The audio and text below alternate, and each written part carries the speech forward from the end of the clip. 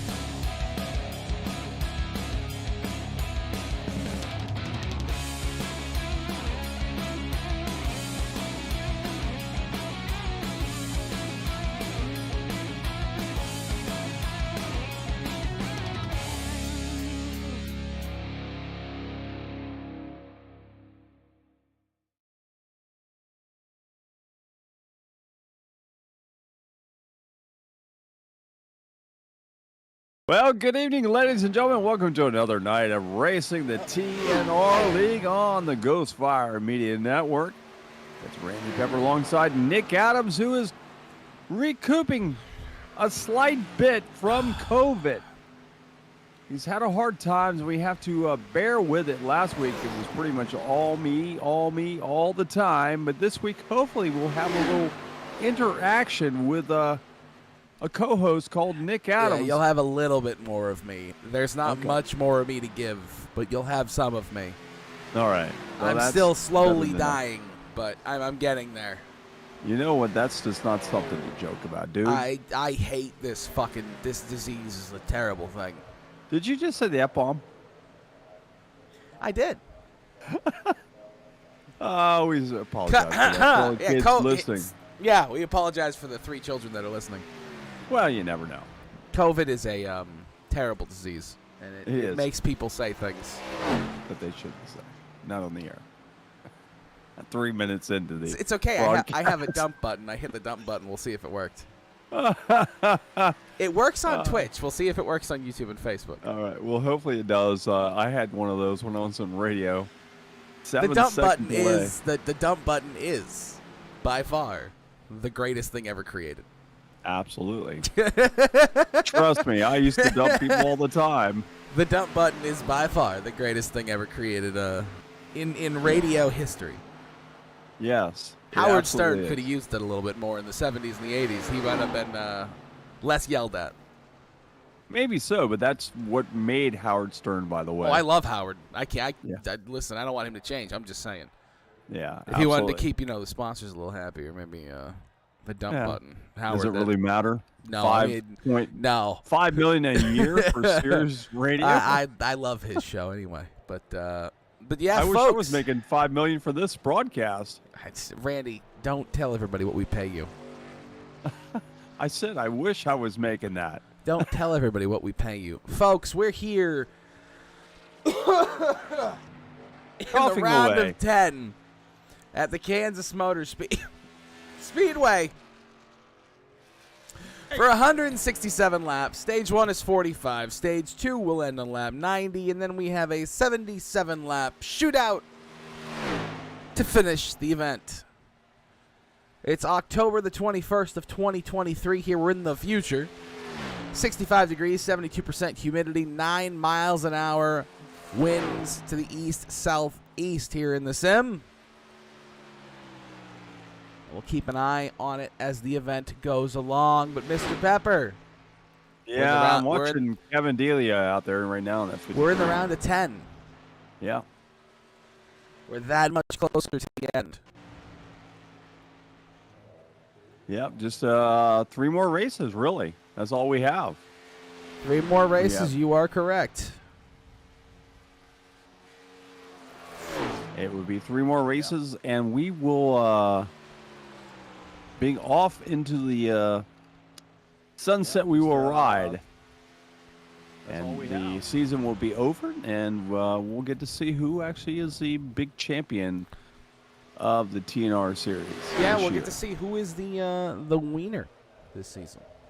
Yeah, absolutely. So far, we've had some definitely guys that have shown themselves as the favorites for sure. That we have the favorites and the not so favorites. I think. Yeah, that's where we're at this point. Yeah, absolutely. And folks, just don't listen to him when he coughs. It really is. It's just a small little flesh wound. Yeah, it's a flesh wound. There's God, the 63 just slammed into the wall. 63 just pounded the wall. Holy Christ! That looked like it hurt. That did in practice, nonetheless, or not practice, but qualifying.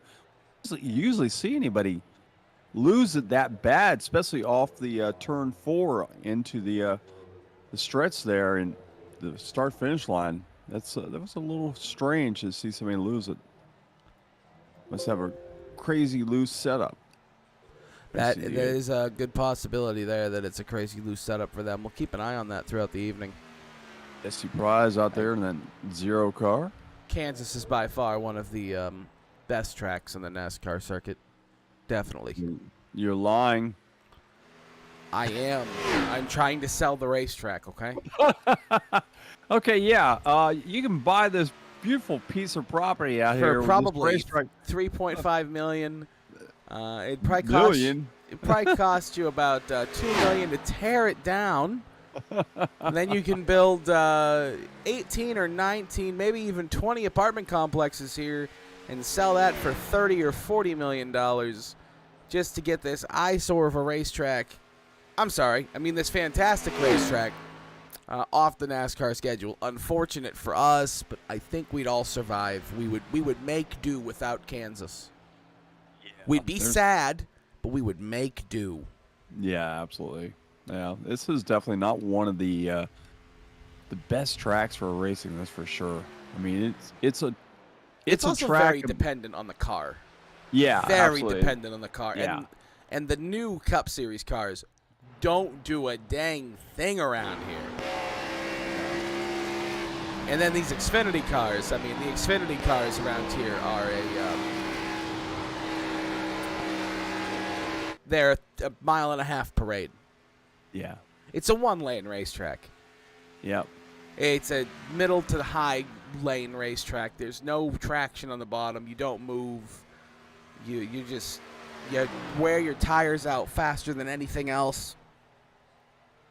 It's got too much but not enough banking, if that makes sense. Yeah, in a lot of ways it does. So basically what Nick has kind of outlined here is how things are going to happen tonight. This race will be, if you qualify up towards the front, you got a great shot of maybe finishing this thing where you started. And if you're smart, you'll keep that car to the middle groove, maybe middle to upper groove. You don't want to run along the bottom of the track, because if you do, you're going to eat those tires up and you're going to lose a spot before long. And you don't want to run the high line, because you make one small mistake and it's all over.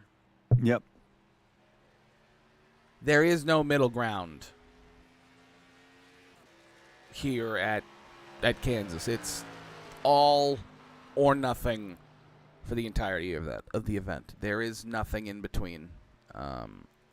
It's unfortunate, but it is what it is with the Kansas Motor Speedway. It's not the best racetrack for a lot of reasons. They have tried massive amounts over the years to fix this track, and they just cannot. Unfortunately. And it was fun when it first came out. Yeah. This track was great when it first came out, but that was also the Generation 4 NASCAR? Yeah. The Generation 4 NASCAR could make a paperclip look fantastic. Those cars did everything right. Drafting, double file racing, a mile and a half, 2 miles, super speedways, road courses. The late 90s were they are a long gone generation of NASCAR that just doesn't exist anymore. And it's not about the way the car is built. It's just the way the track is built. Yeah. I wonder if they repave this thing again, how it would work. I think they need to pull in Atlanta, if I'm going to be honest. Oh, they pull in Atlanta. This place would be awesome as in Atlanta. I think that they pull in Atlanta, shorten it. Well, not shorten it, but like high banking. High banking, shorten how wide it is, thin it out just a little bit in the corners, make it extremely wide on the front and back stretch because you have all that room that's not being used. Yeah. I mean, this track would be unbelievable. Yeah, I agree. I think this would be a great track if they did decide to make it a high bank super speedway. Yeah, give it the Atlanta treatment. Kansas is always as the possibility of losing its date if something better comes along. That's been something they've talked about for the better part of 5 years now. Yeah. Is that if something better comes along to replace Kansas, they will. They did the same thing with Kentucky. They looked at Kentucky and said, if something better comes along in the next 5 years, we'll replace it. And Kansas has been around. Kansas was one of those tracks that was designed in the late 90s. And, I mean, it was just one of those tracks that worked for the time, but doesn't work anymore. Yeah. So let's look at our top 5 qualifiers right now. Schaefer on the pole. Benson sitting second. Feltz is third. Fourth is Prize. And fifth is Bishop. Out of those top 5, we have 3 that are playoff contenders as of right now. If you look at the scoreboard, you'll see that each of the playoff contenders are highlighted in bright yellow. So if you watch along the race, you can easily find out who is running in the playoffs right now. Yeah, we made it a little bit easier for everybody this week. But Randy, as we sit here and we watch Austin Reedy run his second and final lap, and we'll have about 45 seconds of dead air to kill. Why don't we chat really quick about the future of exhibition races in NASCAR? And what I mean by that is the All-Star race and the Bud Shootout, the Clash. Clash. You have that at the beautiful racetrack that is the little Los Angeles Coliseum, which first race of the year. It's a beautiful looking race. It's a great looking race, but it's a waste of time. On paper, it's a great idea. You can't do anything. That is a great idea, and I understand why they did it because they only do. Yeah, that'd be fine. Put the modifieds there. That's a little Bowman Gray. You'll have people punching each other in the face. Absolutely. But these big old tanks, no. No, these things don't turn. They don't turn to begin with. I mean, I think we're going to see that at the street course this year. I think that's going to really prove that NASCAR has done some really good things, and then they've done some really bad things. And I think the Chicago street course is going to prove that they've done some really, really, really, really bad things. They might work really well in the trucks, and it might work really well in the Xfinity Series. It won't work well in the Cup Series. You know what? If it does, you're going to see a giant leap to try to put more cars on more streets. I'll be perfectly okay. If it works, I'll be fine with it.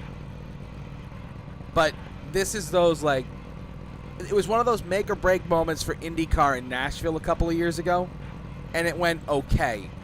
For NASCAR, it's one of those make or break moments that if it works, it's going to change the sport forever. If it doesn't work, it's going to set the sport back 10 years in their thoughts on road courses. Oh, yeah, I agree. So it's a very dangerous thing. I'm excited to see where it goes. But, again, it's very dangerous.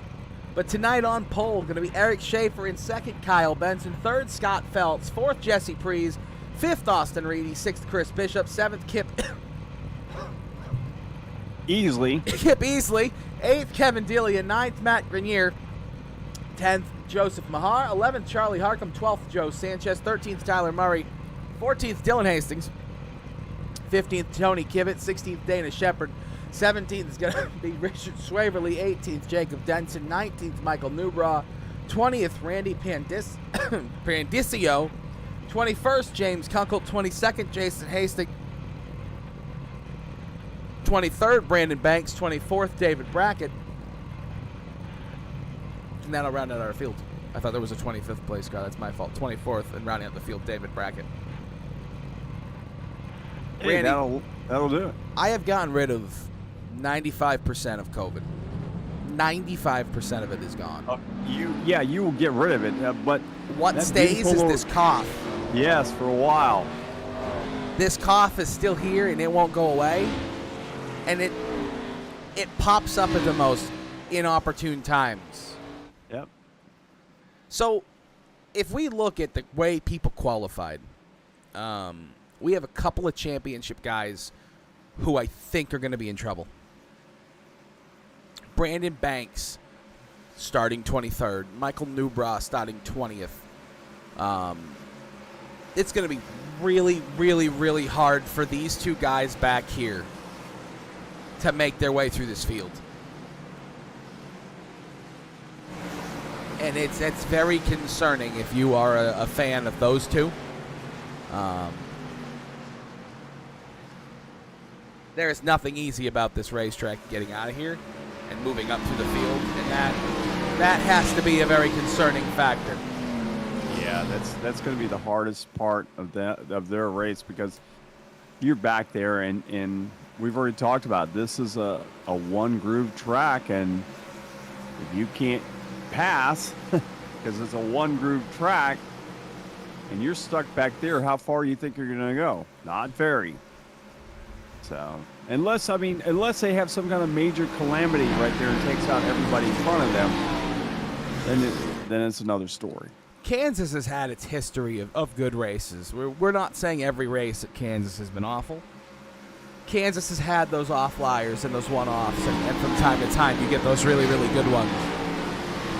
But what we're saying is, when you look at the history of this racetrack, you don't get a fuzzy feeling about starting in the back.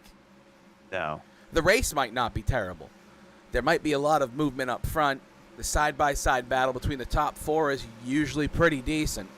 But the issue is going to be those guys in the back of the pack not being able to move up. Yep, that is going to be the problem tonight as the field comes around and makes her way behind the iRacing pace car, Mustang, Porsche. Yeah, that Kia Mustang Porsche combination. Yeah. That bastardization of a car. Yeah, a pace car has pulled off. Here comes the field approaching this, and the green flag is out. Here we go. As the field makes her way down across the stripe, and it's Schaefer taking the field down to turn number 1. Schaefer brings them down into the turn, off of turn number 2. They will come here and down the back straightaway. And we got a big challenge here down on the inside, but Schaefer is going to fight it off. Schaefer brings them down the back straightaway into turn number 3, and in the middle of 3, off into 4, and down to complete lap number 1 is going to be Schaefer, Phelps, and Reedy. Yeah, Eric Schaefer with a good jump, but he had to get that good start. Now you see Austin Reedy trying to take the advantage of having the fresh tires early on in this race. He's going to try to use that inside lane to his advantage. You see a lot of guys using the inside lane throughout the track.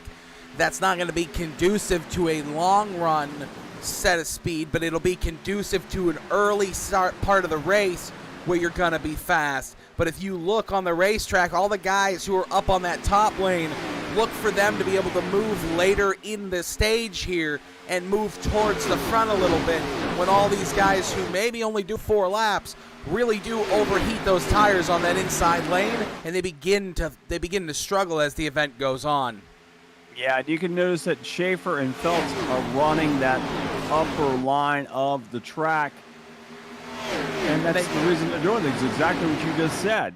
They're saving their tires. They're not scrubbing off anything they don't need to shave off where some of these other guys you talked about are running a little lower line, they're going to pay the price down towards the middle of the race. Yeah, if you look at, so Scott Feltz and Eric Schaefer are running this track as a perfect circle in the corners. There's not much perfectly circle about at Kansas Speedway. It's just a little bit of action in the back. But they're running the corners as a perfect circle. If you look down at Austin Reedy, he's more diamonding off these corners. He's maybe even making them kind of a triangle. He comes in the corner at the top of the racetrack, dives straight to the bottom. He doesn't let the car slowly come back up the racetrack, though. He actually, if you watch him here, he actually abruptly comes up the racetrack and more so angles off the exit of that corner into a straight line instead of a circle. And what he's doing is he's actually wearing down those tires more and more, doing that, heating them up. He might be fast that way right now, but in 10 laps time, if he continues to do that, he won't be nearly as fast as he was at the start of this race. No, and he's trying to get everything he can now because I'm sure he knows that, but it doesn't seem to be helping him all that much right now. I mean, we do have a battle behind him. Jesse Prees is trying to get one of the spots back that he lost at the start of the race. The outside pole sitter, Kyle Benson, one of the only people in the field who is beginning to move around, and he's moving the wrong direction on the racetrack. He's been using that inside lane. So again, we've been saying it, the inside lane is a little tougher on equipment, and we're seeing it as Kyle Benson starts to fall back just 7 laps in. Yeah, he is falling back. Speaking of a couple other contenders that we were talking about earlier on, Newbraw and Banks. Newbraw has not moved at all. He's actually lost 2 spots since the start of the race. Brandon Banks has gained 4. But again, he's gained 4 to a couple of those guys who have been using the inside lane. So it's kind of that situation of you have to base the results off of the people around you. And what he's seeing right now is those guys using the inside lane in front of him that were in 20th, 21st, 22nd, that have now started to fall back to 23rd and 24th and 20th again. And that's why he's been able to move up. I've been keeping an eye on it, and the telemetry just says that he's running the top line, and these guys are doing that little triangle-y diamond thing that we're seeing from the front of the pack as well, and it's starting to cause a little bit of wear and tear on those tires. Yeah. So he's being smart about it, and then hopefully it will pay off in his favor. But got a long ways to go. 167 laps will make up tonight's race. We're only on lap 9, so we've got a long ways to go tonight. This is a big track, and that's a lot of laps. So a lot of racing tonight around this big track here in Kansas. Yeah, what type of racing you're going to get. And so far, we've gotten what we kind of expected. There's been a little bit more movement than we expected. We go up towards the front, though. Scott Feltz and Austin Reedy are side by side. Austin has been able to do his best so far to keep those tires in a good working condition. He's trying to make a move on Scott Feltz, but it's just not working. He gets to the inside, but then he gets that battle from the outside, that momentum that Scott gets down the front stretch. Austin can battle back with that on the inside, but what he's going to end up doing is tearing those tires apart just a little bit more by battling back so hard on the inside, as you see him now going through 1 and 2 to the inside, now down the back stretch. He's at about his quarter panel, and now you see Austin has said, I can't continue to do that. I need to rethink my strategy. I was incorrect, because here he comes this time off into 3 and 4. He'll get to his quarter panel again. He'll get even with him down the front stretch. But that normally at a lot of racetracks, Scott Feltz right now would just say, all right, it's his spot. I'm going to give it up. But off into 1 and 2, Scott will be able to use that outside lane to his advantage, keep the throttle down, and then down the backstretch, just fly right past him. Look at this. Just that momentum. Yeah, the momentum, the outside is definitely the way to be. And I wonder if Benson and Reedy actually are trying to use that bottom line, maybe trying to draft each other and trying to make the two cars stronger together. Now you see Schaefer diving down a little farther than he normally has and leaving Feltz up to the top, where Feltz, I think, was maybe getting a little sniff off the back of Schaefer's car, maybe helping him keep his momentum. And once again, you see the exact same thing you saw the last lap. Oh, somebody was into the wall there. I don't know who that was, but you see the Phelps car still able to pull away from the Reedy car on that outside. This is what Reedy needs to try to do now, right? What he just tried to do down the front stretch was get to the outside. He has to use all of that momentum he's going to get off of one of those big drafting runs from being behind the 11 down into these corners and just fully send it, commit, and complete the slide job. Because he's realizing now that he's been doing this for 15 laps. And there he's going to try to finish the slide job on the exit of 4, but he wasn't clear yet. Nope. He might be able to do it on this lap down into 1 and 2, but it's going to be all about the commitment of the 96. And then it's going to be all about the firepower back from the 11. The 96 almost cleared him, but the 11 fires back and fights hard on the outside. And he's going to fight even harder into 3 and 4. So Austin Reedy is doing one of two things right now, right? He's doing two things at the same time. He's holding got up together there. Yeah, he's holding up the 11. He's bringing the 69, and here comes the 11, just lost that spot. I think Scott Phelps said, I'm done with this, have the spot, I'm not going to battle. And the reason is about what I'm about to explain. I think Scott Phelps understands what Austin is trying to do. Austin is burning his tires up using the inside lane. That we can agree on, right? Yes. The other thing he's doing is forcing Scott to drive his car harder than he wants to. Even though he's on the outside lane, he's driving his car to a specified requirement that he knows in his head is going to allow him to get 45 laps out of these tires and have them in peak condition at the end of stage 1. So he's going to drive the car a certain way on the outside lane for 30 laps so that in the last 15 laps of that stage, if he has to go to the inside, if he has to battle somebody hard, he has the tire left. Battling Austin Reedy, who's using the inside lane 17 laps into the race for the first 15 laps instead of the last 15 laps of the stage. What he's doing is he knows Austin's tires are going to go away from near the end of the run. And he knows that if he continues to battle Austin as hard as he is, he's not going to have the tires that he needs. Because he might not be turning nearly as much, but he's carrying more speed than he wants through the center of the corner, which is forcing him to turn a little bit more to get the back end to rotate, get through this corner. He's then battling harder, braking just a little bit later, getting off the throttle just a little bit later to get into the corner to battle the inside car. So Scott Phelps didn't just see what Austin was doing, he then went and rebutted that by saying, I'm going to change my strategy so that I'm still running my race, because it's 167 laps at the end of the day. It's a long night. Yeah. And we'll see if it works for him. I agree with you. I think it will work. I think he's just got to run his race and not worry about what those two guys are doing.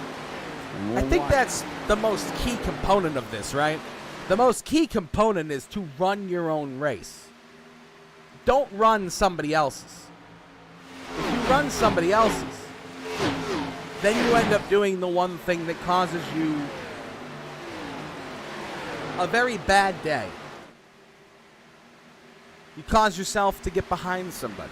You cause yourself to start fighting the race car instead of the racetrack. You don't want to do that. You end up losing spots. Do you see a couple movers actually? Joe Sanchez has moved up a couple spots. Jesse Harcum has actually fallen a couple spots back. Brandon Banks is now 15th, so he is definitely on the move. He may be the fastest car out there. I don't know. Who knows? It's impressive that he has actually made up that many spots since the drop of the green flag, 21 laps into the race. We're watching Jesse Prize and that 0, 0, 0, whatever number. I don't know, the car says 0 on the side of it, but scoreboard says 0, 0. So, I don't know. I'm not really sure. I never have figured that one out. It is the 0. Okay. He is driving the 0. iRacing doesn't like when somebody just has a 0. I'm not sure why. That is kind of funny. actually really funny. We do have some decent racing throughout the field in the middle of the pack here. I mean, you look back here, you have Kevin Dealey in the 53, the 42 of Chris Bishop. They're battling rather hard. They're touching a little bit there. This has been going on for about 6-7 laps now. Kivet and Grenier are battling as well. Both former championship contenders, Kivet and Grenier. Once again, another Joe Sanchez at the front of that pack. He is a championship contender sitting in 7th. We've had some guys who have begun to move forward throughout the evening and a lot of guys who have started to fall back. I mean, you look at Brandon Banks. He's just outside your screen. He's back here in 14th position as we jump back up to that battle between Matt and Tony off into turn 1. This is that battle of drivers who were driving the outside lane and drivers who were driving the inside lane. It took about 24 laps, but those drivers that were sitting on the outside lane, being respectful of their equipment, are starting to reap the benefits of it. Yep, just took a little time. Although we did see the 76 of Kivet was able to get around the Grenier car, the 15 car. And he's been driving a little lower. You see Kevin Delia following him around as well in that 53. Voodoo Motorsports car.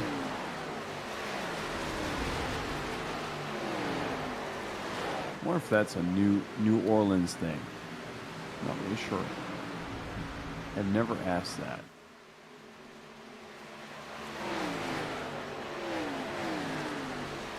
Because it does have that Mardi Gras look on that car. The pinks, the yellows, the purples, greens. All make you want to start partying. You know, it's someone's Mardi Gras season. Oh, God. Do you celebrate Mardi Gras? No. No. I don't either. I mean, comes around, I know a lot of people are just like, oh man, it's another reason to drink. Although we have some guys in this league, they don't need a reason to drink. That's why they are on the Drinking Brothers team. I don't need an excuse to drink either. Is it a day that ends in Y? If it's a day that ends in Y, count me in. The battle for second, and the lead is heating up. Eric Schaefer and Austin Reedy almost made contact down the front stretch. Look at this battle off into turn 1. Austin Reedy has proved me wrong. I was going to say, he's proven us wrong. He battled so hard early with those tires in the inside lane, and now he's gotten that car in the perfect spot to be able to battle Eric Schaefer and really put some pressure on the leader. The leader who really hasn't had a lot of competition these last couple races. No, I believe Reedy probably put a 9-turn motor in that. He's got, because that's really a fast car tonight. That's very impressive that he was able to battle back as hard as he was on tires that are 39 laps old, dealing with that and driving the inside line throughout the first part of this race. Yeah. That's impressive. You got to give credit where credit is due. Austin Reedy is driving the wheels off that thing. Yeah, absolutely. It's just watching them. It's actually kind of fun to watch this battle shaping up because we didn't expect anything like this at all. We kind of thought we might see a bit of a conga line tonight. And we've got this 3-car battle here between Schaefer, Reedy, and Benson. You've had these one-off races at Kansas in the past that are just great. And I think putting it in the playoffs kind of ups the ante. Oh, yeah, definitely. Because you've got one playoff contender and 2 that are not. Yeah, 2 guys who got nothing to lose but winning a race. Yeah, exactly. And Austin Reedy is giving it to Eric Schaefer right now. Oh, yeah. Did you see? Oh, Schaefer real loose on the exit 4. He might have had a little contact there. Yeah, it might have been a little bit of aero loose as well. But look at this, the 96 to the inside. Kyle Benson in the 69 trying to make it 3 wide. Austin Reedy got really tight going off into 3 and 4. He drifted up the track, had to get on the binders a little bit, not to go through the 35. All that momentum, all of that ability, all of that time that he had gained on Eric Schaefer, he lost in a heartbeat. Yeah. Wow. Eric Schaefer made a mistake. The first mistake we've seen in the playoffs. And Austin Reedy was unable to take advantage of it. That might be the one and only mistake you see out of Eric Schaefer tonight. And Austin was right there with his right. He had his hands were out, holding out for the plate of food, asking for more. And he unfortunately couldn't take advantage of it. No. And then that may have been his only shot. At least he did try it. And the good thing is that Schaefer did not lose it. Because that was a near calamity there. Yeah, it was definitely a close call.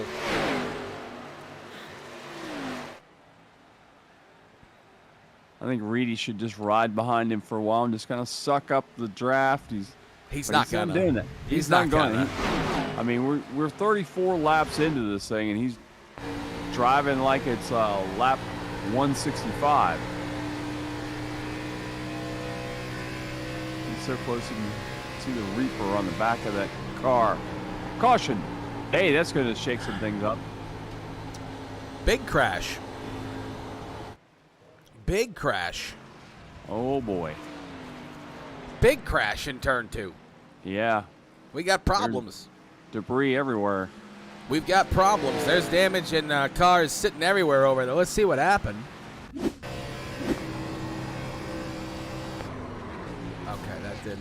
Hold on 1 second. That didn't do what I wanted at all. Oh, it happened. It started before that. Yeah, I think they were already on the binders. Started off into throw. They were 3 wide. The 49 just couldn't get turned. The 46 was on the outside. The 7 had nowhere to go. And there's damage and debris and junk all over turn 1 from the 46. 3 cars get together. 10 laps to go in stage 1, Randy. Now the question becomes, right? Do you pit? I say you pit. Oh, and Eric Schaefer did it. Oh, he didn't. He pulled him in. He pulled some in, but not everybody went with him. He pulled some in. Yeah, he did, including Joe Sanchez and Jesse Price. That was close. Let's see how many cars stayed out on the track. It might not be enough time for anybody to do anything with those tires. Did Kip Easley stay out? Well, I'm going to let timing and scoring do a little bit of an update here. And it looks like Kip did stay out in 5th. The top 12 all the way back to James Kunkel. And the 3 stayed out when the incident occurred here. So that means we're going to have half the field on fresh tires, half the field on old tires, with Jesse Priest being your first car with 4 fresh Goodyear Eagles. I don't know. This will be interesting to see. It's going to be about an 8-lap shootout to end stage 1, maybe 7. I don't think it's going to be enough for anybody to make it to the front. I don't know. But getting in the top 5, that's not out of the question yet. Yeah. We have an on-track driver saying hello. Jason Hastings, all the way back in 24th right now, saying hello. Hi, Jason. How are Take you? a look at him on he's currently sitting on pit road. You see the damage to that car. Got a little screen time there, dude. He did. He got a little bit of screen time. Hey, listen, the sponsors will appreciate that. Give a little bit of a shout-out, I guess. Hold on. Let's go down here since he's in the back. Give a little bit. I can't read it because it's damaged. Hold on. Change our camera angle and See maybe if we look can at get a little bit of a It's a Waffle House? tighter angle. That is Waffle House. Hey, my favorite place. I can't believe they can afford to pay for that. Wow. That's crazy. I didn't think Waffle House had any money left. Oh. The lights are off on the pace car. We're coming down the backstretch. We're coming to the green flag. It's going to be exactly what I thought. It's going to be a 7-lap shootout to end this stage 1. Stage 1. Jesse Prees, first car, brand new tires, sits in 14th. Sorry, 13th on the inside lane. This could get... Hey, Sanchez on the outside. Sanchez is right there on the outside, then Harcum and Newbra and Feltz. So we have 5 playoff contenders from 13th to 17th with brand new tires. This is going to get very interesting as we come down to the Geico restart zone. The green flag will wave. It'll be in Eric Schaefer's hands, and it didn't go. The 96 of Austin Reed didn't go. He spun him, and it's going to stack the field up behind him. We have 3-4. Look at this pack back here, 4 wide, off into turn 1. This is all the new sets of tires back here. That's what happens when you stack them up on a restart and somebody gets them spun. My goodness, when you spin the tires, it creates calamity down the backstretch off into turn 3. Love the way we see Jesse Prize, Sanchez, and Harcum all lining up together to try to form a little line of their own to try to catch up and make as much ground as they possibly can. Jesse Prees is going all over this racetrack trying to get around these cars in front of him. He has fresh tires. He sees how much faster he is. He's going to put his car in the middle. He's going to split them in 1 and 2. Here comes Jesse Prize down the backstretch. He's going to put himself in the top 8. He's got 6 laps to go. Sanchez through the middle into 3 and 4. He's going to jump down in between them. He gets really close to Swaverly, but look at Jesse Prize down to the inside. Harcum's doing the same thing back there. Goodness gracious, great balls of fire, Randy Pepper. Is Jesse Prees going to get all the way to the front? He's going to try. He gets around. Oh, we got a wreck behind him. Wreck behind him. The 54 of Brandon Banks is in the wall. Big time damage. That's the problem. That right there is the danger you go into when you pit and the field gets split. That's the danger that happens to you. It works out for Jesse Prees. He's in 6th at what's probably going to be the end of stage 1. But for Brandon Banks, it's calamity and puts him in a must-win scenario next week. Let's take a look and see what happened here. This is down the front stretch. You see him 5 wide off into 1. Brandon Banks is behind this, and Swaverly just couldn't get into the corner. My goodness, that was a hard hit for the 63. Yeah, it was. Holy smokes, what happened here? Let's take a look. What in the world happened here? Jesse Prees got together with somebody. I'm sorry, not Jesse Prees, Richard Swaverly. Waverly. Can we get a better camera angle, maybe? Here it is. Him and the 26. The 26 and him. Oh, no, he just got loose. He just got aero loose. Did he blow a tire? It almost looked that way. I know that can happen in the sim. It hasn't happened in a long time, but this car just abruptly turns left and then right.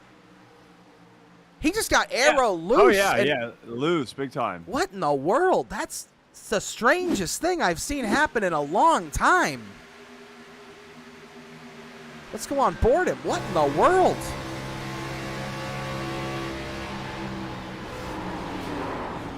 Something had to happen to that car. Yeah, no doubt. That doesn't make any sense. No, it was really strange the way that happened. No contact was made between any of these cars. I don't know if he just got nervous going off into the corner or what, but I mean, there's no logical explanation on why or how that just happened right there. And I'm really trying to figure out. Okay, is scoring correct? Yeah, it is. Dylan Hastings got 4 tires and is your new leader. Yep. So Hastings, Newbra, and Mahar all pitted on lap 35. They all stayed out. Everybody else behind them went and got 2 tires. Eric Schaefer is the first guy to get 4. Prees, Sanchez, Feltz all got 2. So Schaefer goes from 1st to 7th. And now for the first time tonight, in stage 2 of all things, we're going to get to see how Schaefer deals with a little bit of competition.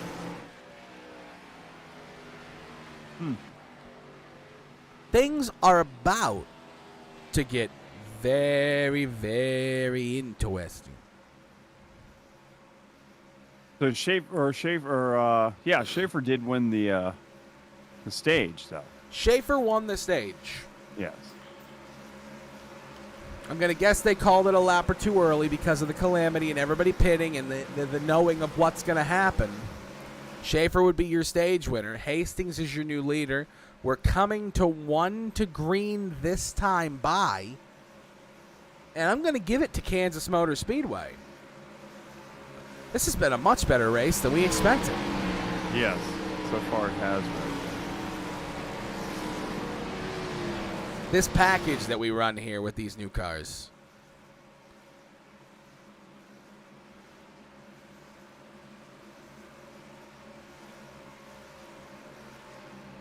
So Richard Swaverly has given us a little bit of insight to what happened to him. It sounds like the 28 chopped his nose, and then the inside dove it in. He's a little bit frustrated with the fresh tire, guys. But the 11 taking the air off of his spoiler didn't help. Let's take a look one more time at this. I think if we think about it in that way, right? The 28's to the inside. You got all these guys with new tires here. He's 3 wide, about to be 4 wide. He tries to go down to the inside, and there's just no air on the back of that car. Yeah. I think he just got loose. I think he just got real loose, and then it got real no turny. Yeah, the air, after he got right up and behind Harcum, and then Phelps behind him, the air was going 2 different directions there. So I'm sure it got loose. Yeah, it's a combination of guys trying to get everything they can because they had the 4 tires, and guys just trying to survive to the end of the stage. And it was right in the middle of the pack where they all met. And unfortunately for Brandon Banks, he got caught up in that. But Randy Pepper, let's crank it up. All right.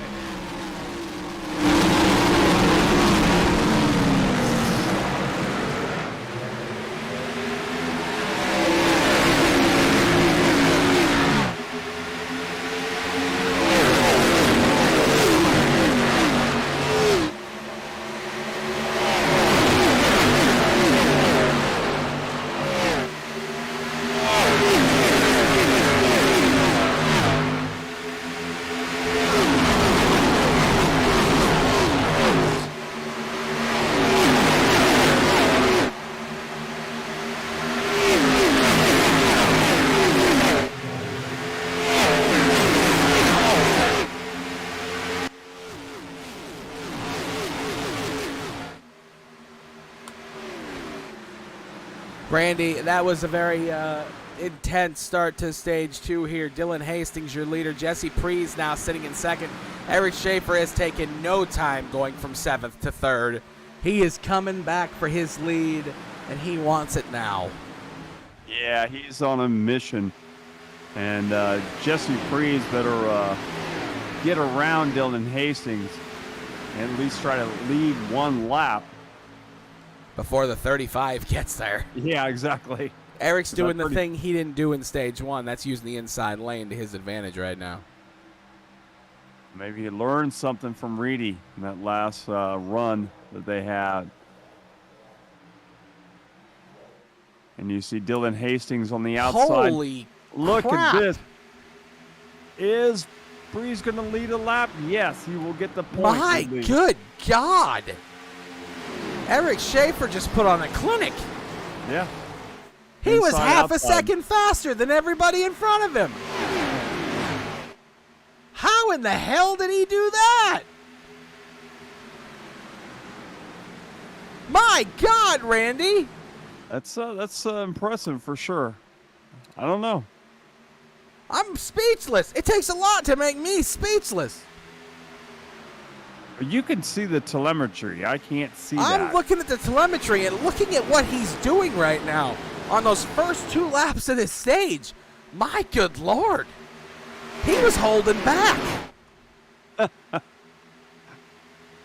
So is the the time when was his fastest lap? The first lap of this stage under green when he went from seventh to third. He did the fastest lap of this entire race, passing cars. Wow. It's impressive. How the hell did he do that? You're slower when you're passing people. Usually. My good Lord. That's impressive. That's talent right there. Well, yeah, we already know that Schaefer's a talent.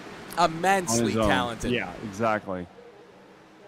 Randy, I don't know if you follow the eNASCAR Cup Series.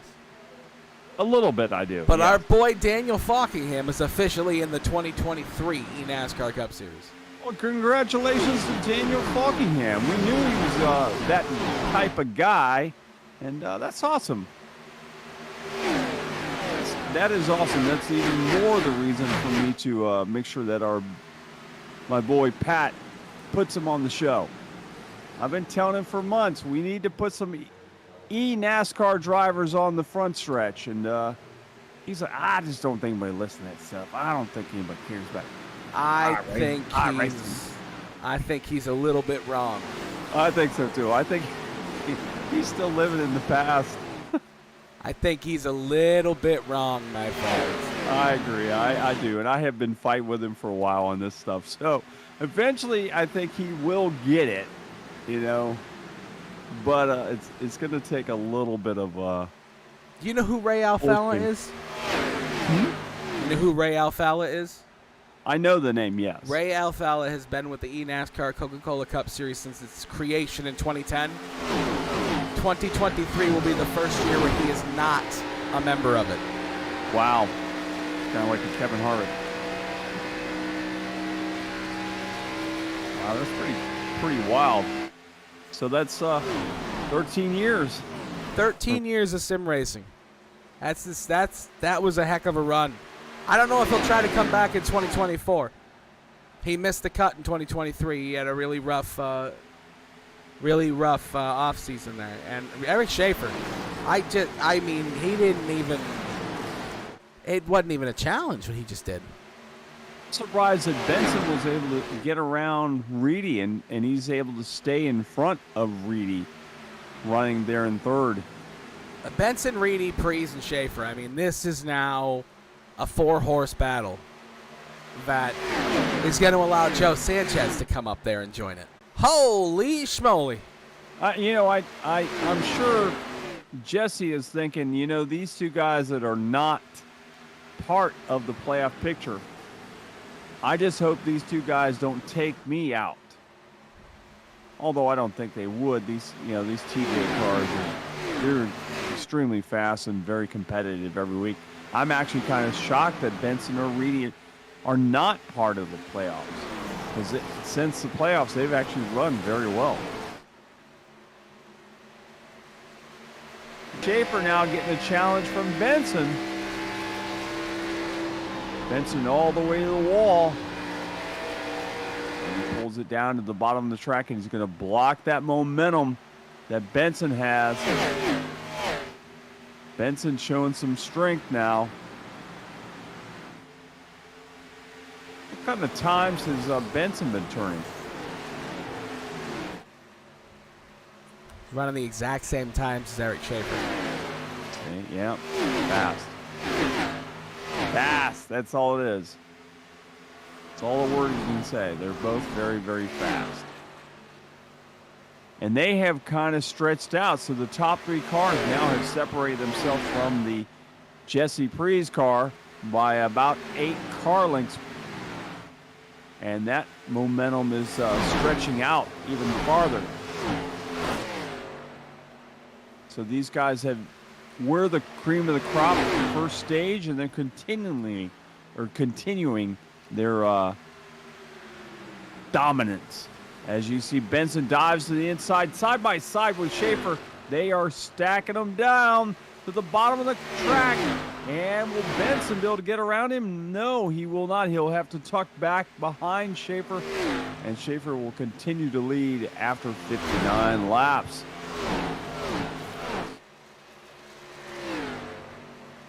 Will Benson be able to get anything happening this time? We will watch.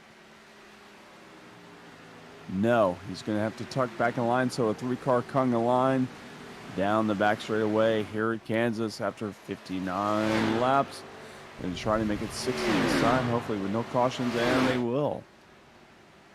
Watching back behind him, it looks like some cars are definitely wiggling and wobbling.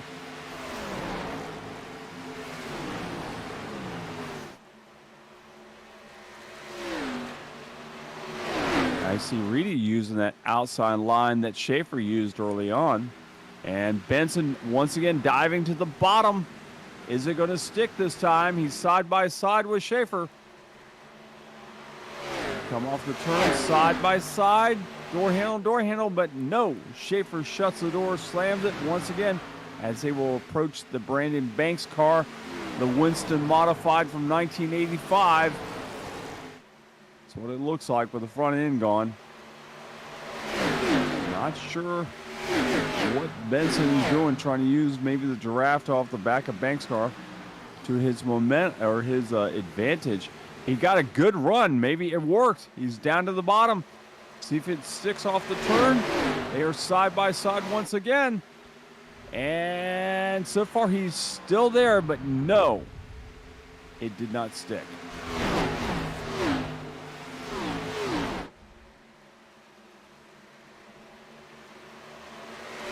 Totally different lines they're running now. Yeah, no, completely different. I mean, this is the complete opposite of what I said at the start of the race for them to save their tires. I don't think anybody gives a rat's behind about tire conservation right now. It doesn't look that way at all. And that's honestly the best thing for the viewer and for us. We're not going to lie to you, anybody. Okay? The fact that they don't give a rat's behind about their tire conservation, the best thing that could have happened for this race. We've got a couple guys in the top 10 that we haven't talked a lot about tonight. Tony Kivitt and that 76. A battle and a half happening right here, though. Yeah, Preece is falling like a rock, but here comes Kevin Delia. Yeah. Yeah, that's something we have seen as of late. Delia seems to, in the middle of races, really seems to excel. Turns into a different driver. Yeah, he does. It takes a little bit of time, but when he gets there, he gets there. Yeah, and that's exactly what he's doing in that 53. But the battle for the lead starts again. Benson's not going away. Schaefer's like he's like an annoying gnat that's he's having to swat away every lap. And you see the Schaefer's running that bottom line that he did not run at all in the last stage. And those guys behind him, Benson and Reedy, who ran that bottom line, are now running Schaefer's line. Yeah, no, Schaefer is doing something that the best of them will always be able to change what they're doing in the middle of the race to allow themselves to get better. And I think that's what he's done.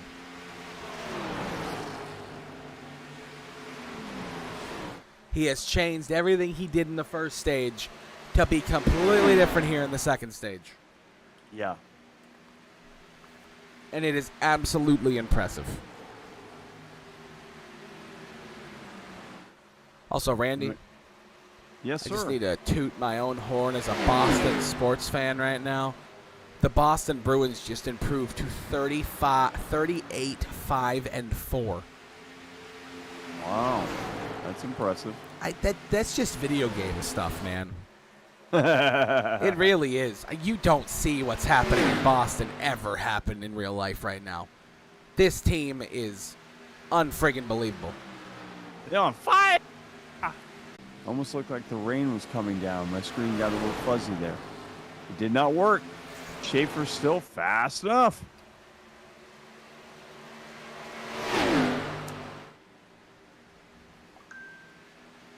Still Schaefer remains up front. You got to give it to both Benson and Reedy. They have tried everything they could do to try to get around Schaefer tonight. And Schaefer's just like, Keep trying, boys. Keep trying. Not going to happen. To be the man, you got to beat the man. And tonight so far, it has all been Eric Schaefer.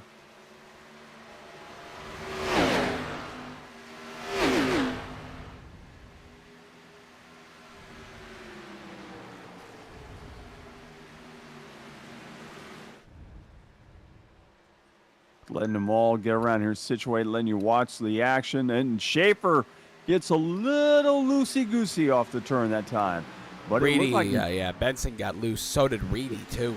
Yeah, and I mean, Schaefer actually was moving so fast that he actually did gain a little momentum doing that.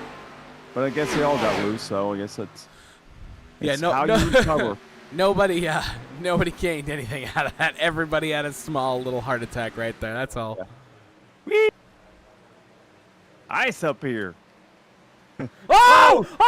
The The 96 and the 69 got together. Big damage on the front end of the 96. Huge damage on the right side of the 69. My goodness gracious. Wow. How things can change in a heartbeat. What just happened there? I don't know. We need to watch that back if we can. Not sure if Reedy got into the back of him. Oh, the 69 just pounded the wall. He just pounded the wall. Did the 96 get into him? He pounded the heck out of his rear end, but I want to know, did he just get tight? My goodness, it just didn't turn. It didn't. Yeah, it just looked like he pushed right up into the wall.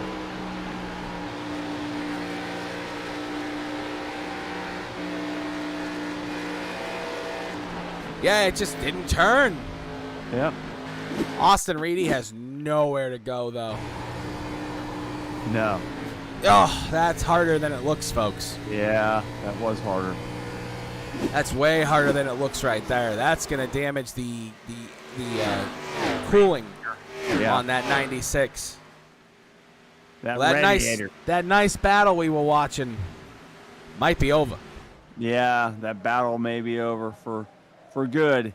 Schaefer can just put it on autopilot and just drive his way on out. That thing's not going to drive well either for the 96 of Austin Reedy now, that front end damage, because Kansas is such an aerodynamic required track.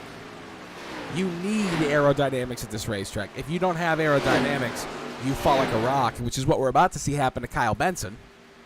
Yep. Because he's not going to be able to turn. That thing's not going to want to go anywhere. He's going to go backwards very quickly.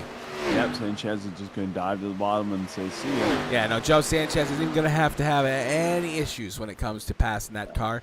That car is absolutely destroyed. Yep, Daly will come up and do the same thing. Capital D. Capital E, capital S, TROYED. All capital. All capital. Absolutely destroyed. Destroyed. Look at how far that right side is pushed in on that 69, though. Yeah. The fact that he's still able to go around the racetrack at a relatively quick speed. Well, he just tapped the wall again. Yeah, that thing is going to drive like a boat now. Yep, that is J-U-N-K. Yeah, capital J-U-N-K. That thing is junk.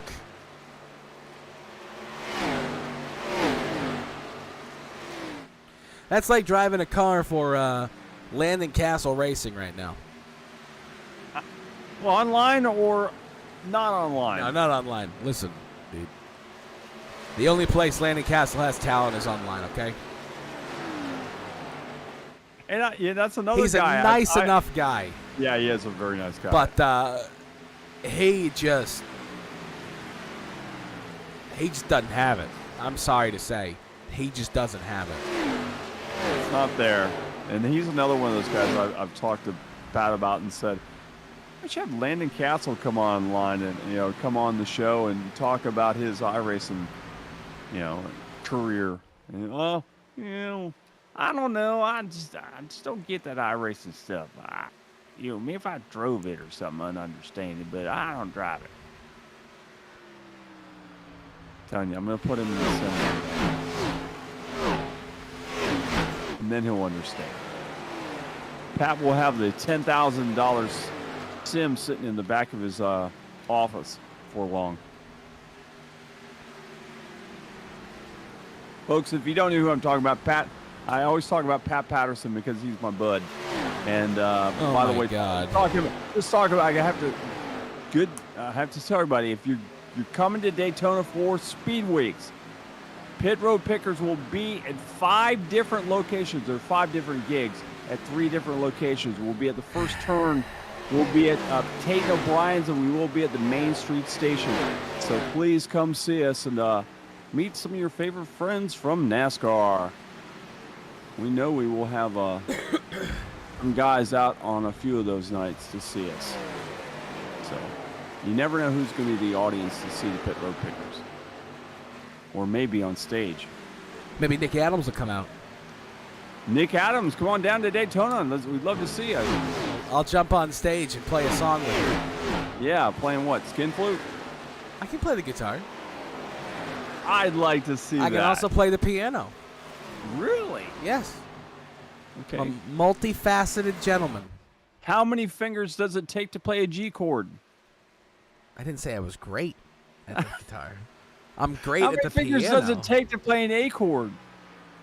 Listen, I can play Guitar Hero.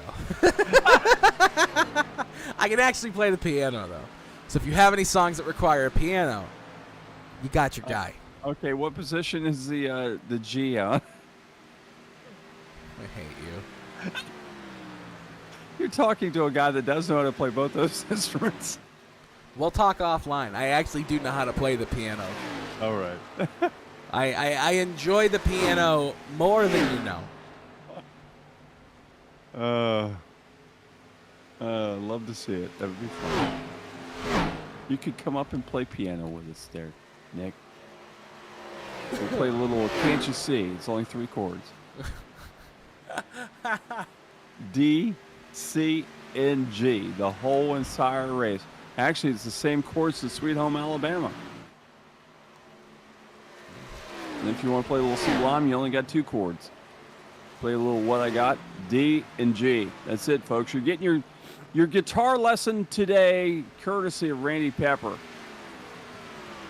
So if you want to learn how to play guitar, you want the easiest song to play right off the bat, What I Got by Sublime. 2 chords. D and G. Oh, actually, you can do Tennessee Whiskey, too. That's only 2 chords, too. A minor and B. That's it. Fun times. I'm actually learning how to play Sonata Number 5, if you know what that is. Yeah, I do. I'm learning how to play that because that is probably one of the most difficult pieces to play in the piano. Yeah, it takes a. Are you going to try to memorize it, or are you going to just try to? I read the sheet. read it? I'm reading that one. I'm reading the sheet music to learn. Okay, I want you. And then I'm going to to slowly try to learn it without the sheet music. Yeah, learn it without the sheet music. And I'm going to tell you this. Why I'm going to tell you this is it will help your brain down the line. I mean, there's a plethora of medium intensity piano pieces that I can play that I don't need the sheet music for. But good. If you've never seen the sheet music for Sonata Number 5, just look it up. Yeah, it's got a lot of notes. The sheet music for Sonata Number 5, it is, I think, in the world's top 50 most difficult pieces on a piano. I think it's number 7. It's up there. Yeah, it's up there. It's up there. It's not an easy one. It's not like a beginner piano piece. No, it's not Sweet Home Alabama. You don't play that if you've been playing the piano for 3 months. That's like I've been playing piano for 10 years. I want to test myself. That's one of those songs.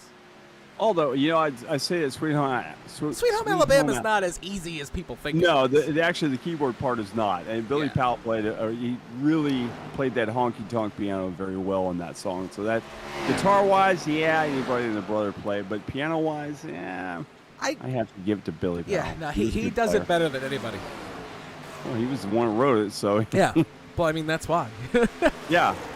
But he does it Yeah. better than anybody. There's a couple people who can play it almost to his level, but the original composer of a piano piece will never be beaten on how he plays that piece, because when he plays it with this just love of the music in front of him, and he never needs to look at his sheet music because he wrote it. Yeah, that's exactly. It's like I had a guy that took my place after I left Einstein's Attic back in the day, and I actually went out and saw those guys play the songs that I wrote, and wasn't playing them right, fortunately for them.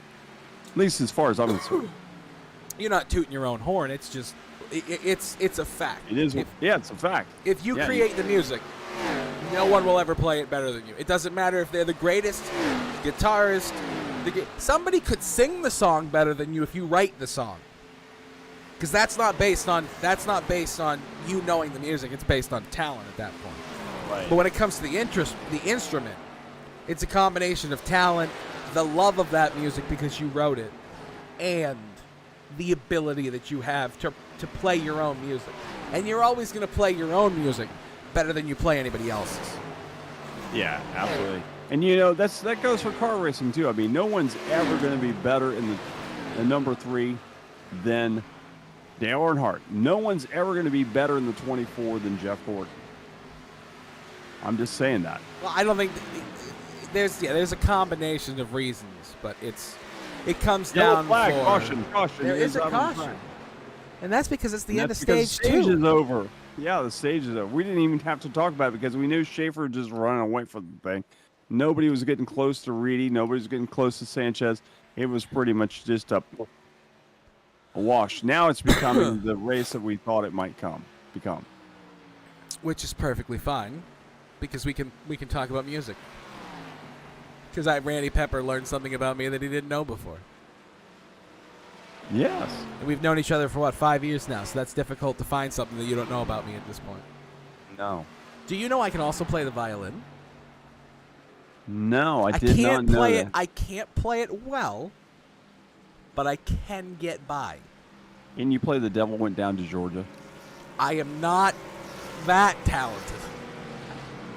I can play that's pieces. the funniest thing. I can play pieces of that song. Yeah. Very specific pieces. I always have the funny thing is whenever you see anybody play the violin, it's like the equivalent to Freebird. You always have that person go, play The Devil Goes Down to Georgia. Yeah, The Devil Went Down to Georgia. It's the Devil Goes Down to Georgia is one of the greatest songs of all time. Don't get me wrong; it's one of the greatest piano pieces ever written. But it's not the piano piece. It's not the piece de la resistance of the violin. Sorry, not piano. Why did I say piano? But it is not the piece de la resistance of the violin. No. It's up there. It's a good song, but you don't hear that song being played at, the O2 Arena. No. That's a honky tonk song. Although, no, back in the day, actually, you did. Yeah, I'm talking about nowadays, though. Nowadays, no. But the back violin in the day, is... Charlie Daniels used to sell out some major arenas. Well, I mean, that's different. There's a big difference, again, between Charlie Daniels and anybody else playing that song. Anybody else playing that song is playing it based off of their, memories of how that song is supposed to go. Yeah. He's playing that song based off the fact that he wrote every chord to that song. Yeah. Absolutely. Hey, look at the way the leaderboard is stacked up now. The one thing I want to learn how to play is the harp, but I don't have the patience to play the harp. Which harp are you talking about? The blow harp or the stand-up harp? The stand-up harp. Okay, no. I don't have. No. I don't have the patience to play the harp. The harp is a beautiful instrument. It is. People who don't like instrumental music are weird to me. I don't mean that like a mean way. I'm just saying. People who don't like instrumental music are just strange. If you have to have singing in your music to listen to it, you are missing the point of music. All about melody. I mean, you could sing the greatest song in the world, but if the melody behind it sucks, Yeah. it's never going to be a good song. So what are you saying? All rap music sucks? No. Well, No. rap music has no melody. There's so some it must melody suck. there's some melody behind some of those like 90s rap had some good music behind it. Yeah. Early yeah, 2000s because they sampled rap. it from they sampled it from somebody else. Yeah, earlier 2000s rap had good melody behind it. Once again, they sampled it from somebody But else. nowadays there's just no, it's no. Oh, there's somebody out there going, man, rap music is great music. You don't know anything. Oh, you got to feel the beat, man. It's like boom, boom, boom. Yeah. Poetry to beat. That is the definition of rap music, folks. Trust me. But it has no melody. You won't be hearing it in an elevator 20 years from now. You won't. But Randy, No. stage 2 is complete. Stage 3 begins in a minute and a half here as we come around the backstretch. Yeah. Eric Schaefer back in the lead. In second, Joe Sanchez. Third, Kip Easley. Fourth, Jesse Prees. And fifth, Kevin Delia. I'm actually interested to see if Sanchez actually has anything for Schaefer. This will be the first time we get to see these two guys start next to each other. The side-by-side racing should be good here. And it should be. And you see that Sanchez decided to take the bottom line instead of the outside line. Or Sanchez took the outside line. Schaefer took the inside line, what I meant to say. Here we go. Waiting for the green flag to fly, and the green flag is out, and Schaefer gets a heck of a good run as he takes off, and right off the bat we see Jesse Prees jumps to the inside of Joe Sanchez. Jesse got a good run as he's going to get around the Sanchez car and take that second position and try to track down the Schaefer car, as Schaefer is pulled away by 1, 2, 3, 4 car lengths already from the rest of the field. So I think we're going to see a resume of the position for the Schaefer car, as I almost looked like Sanchez was going to get into the side of the Jesse Prees car. Did you see that?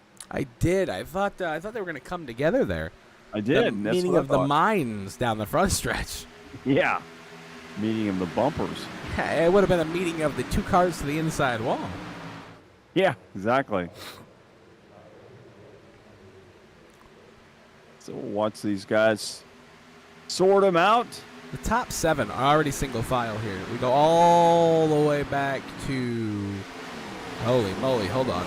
Top 10 are single file now. Yeah. There's the first battle starting now here in about 6th. Look who it is. It's Matt Grenier and Kevin Delia. Which you've seen them battle earlier on as well. We saw them battle for a little bit further back in the field, but this time Kevin Delia comes away as the winner in this battle once again. And he's now in 4th. Randy, does the 53 have something for the leaders here? I don't think so. I don't think he has that much, but I don't think he has anything for the leader. He might have something for Joe or maybe Jesse, but I don't think anybody has anything for Schaefer tonight. I think Schaefer is just biding his own time. He's kind of like last night. Dante Curtis was out on his own zip code last night, just kind of sitting in an autopilot. And I believe that is exactly what we're seeing tonight with Eric Schaefer. Autopilot, just biding his own time. I just wonder if we'll see if he does win this race, and he will get out of the car and say the same thing. Dante Curtis got out of the car last night in the North-South League and said that was the most boring race I've ever ridden and driven in my life. He led every lap. How can that be boring? I hope Schaefer just doesn't say something like that.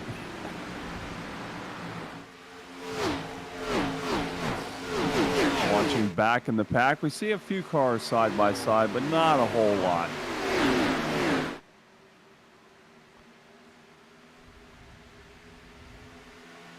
Kind of fan their way around the track. 100 laps down of 167. So that means we have 67 laps left in this final stage of the race. Are we seeing Reedy starting to have a resurgence back there after he got a little bit. The 96 is doing his best to get back up through the field. He spent a minute and a half on pit lane. Trying to get the front end of that car a little bit more straightened out. He's stuck on the outside lane right now, bagging 8th. He's trying to come through the field. And, you know, it's no fault of his as what happened to him. So you got to feel for him that he's having to battle this much to get back up there after that little snafu he had with his teammate. Yeah, no, it was definitely unfortunate that he got caught up in that. So out of the top 10, we have 1, 2, 3, 4, 5, 6 drivers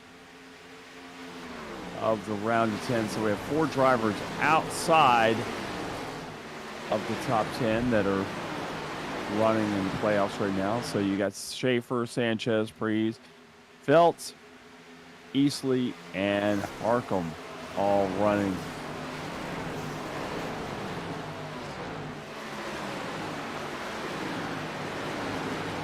And the field now is starting to ease up and just make that beautiful Carnival Cruise Line conga line.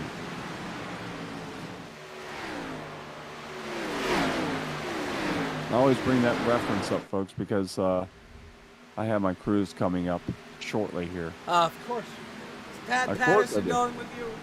No, Pat will have to work that week. I don't know where they're at. I'm not. I do know that he did ask me to go do something that weekend. I said, nope, I am going on my cruise.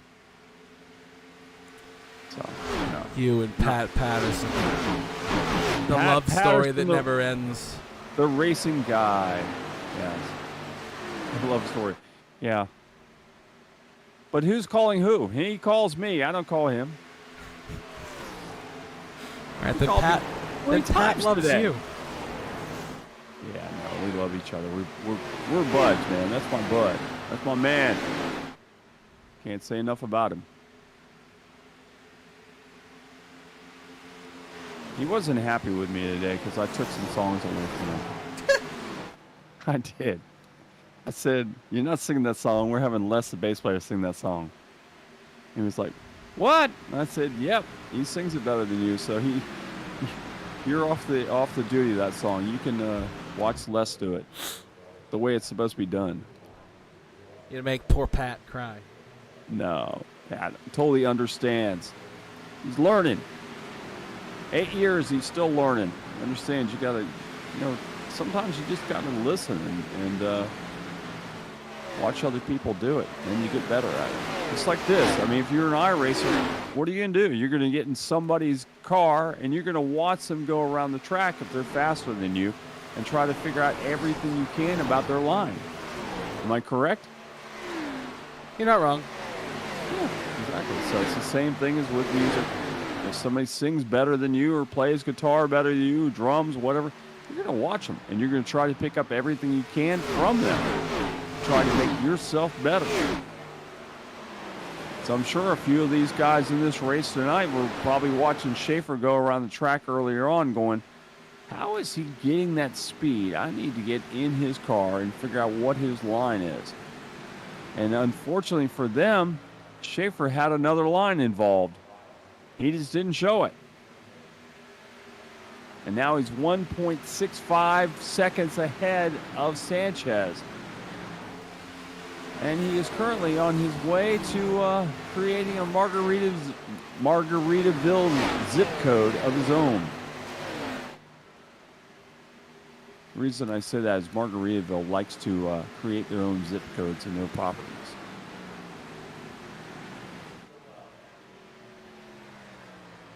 I don't know if Jimmy Buffett gets a kick back from that or not. I'm sure he probably does.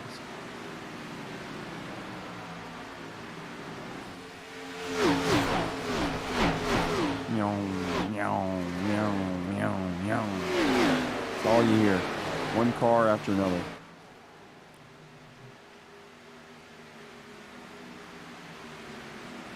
Reedy has made his way all the way back up to 6th place, trying to reel in Mr. Grenier.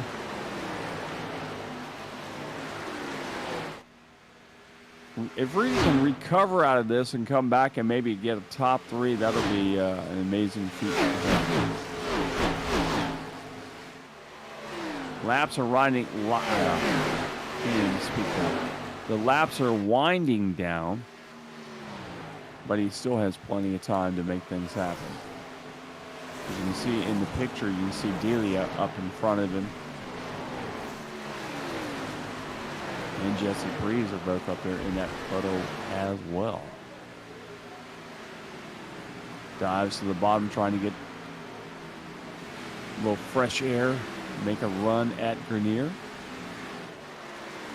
Bottom of the track. Brings it all the way to the very bottom of the track. Be side by side with Grenier.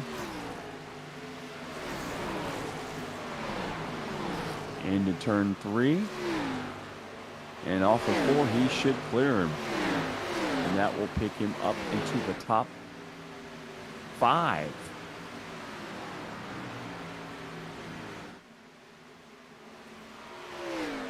See if you can run down Delia. Kevin's going to have to start watching his mirror.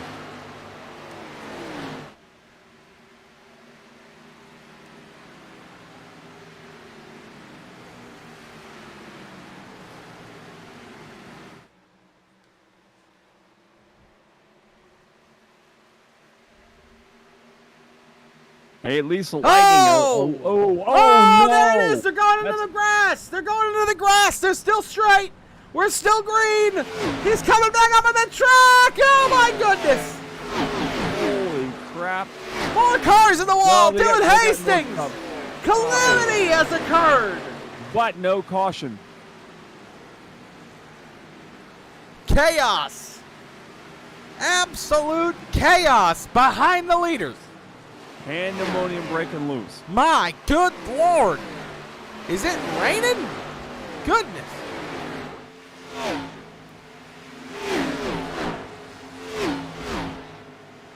Was Dick Brooks up there throwing cigarettes out the window?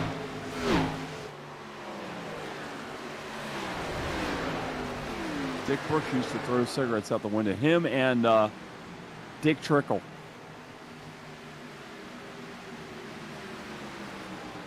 Imagine driving down the road, down the track at 180 miles an hour, and all of a sudden you see a cigarette butt hitting the front of your car. I would probably run away.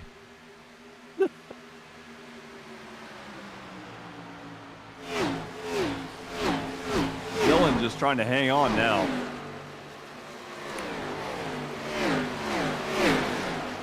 You got to give it to Newbrawl, though. He's in the top 10. Started way, way back in the pack, and we really didn't think we'd see this.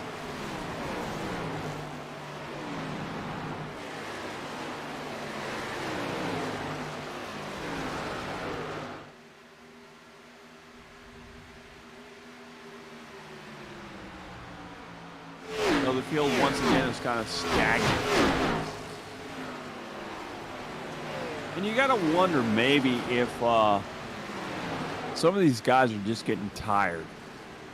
This is a long, long race. You're starting to lose concentration because you're tired. I mean, on the East Coast right now, it is 10:17.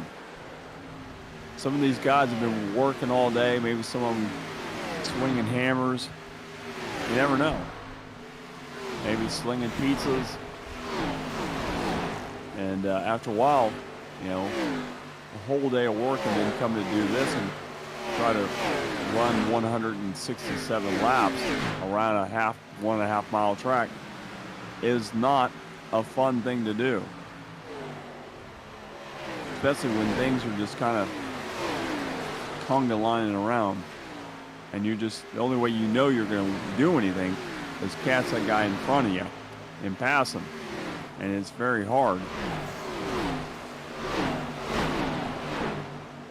I wonder what the hardest job one of these guys does during the day. I wonder how many construction workers we have. Guys that actually, you know, build houses, builders. You know, guys that are out in the sun or out in the elements. You know, sheetrock guys, any of those guys.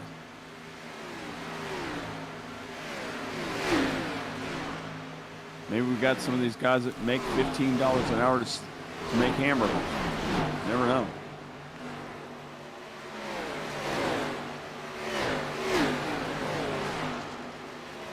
And if I can say one thing about that, if I'm paying you $15 to make a plain hamburger, make it plain. Hardest hamburger for anybody to make.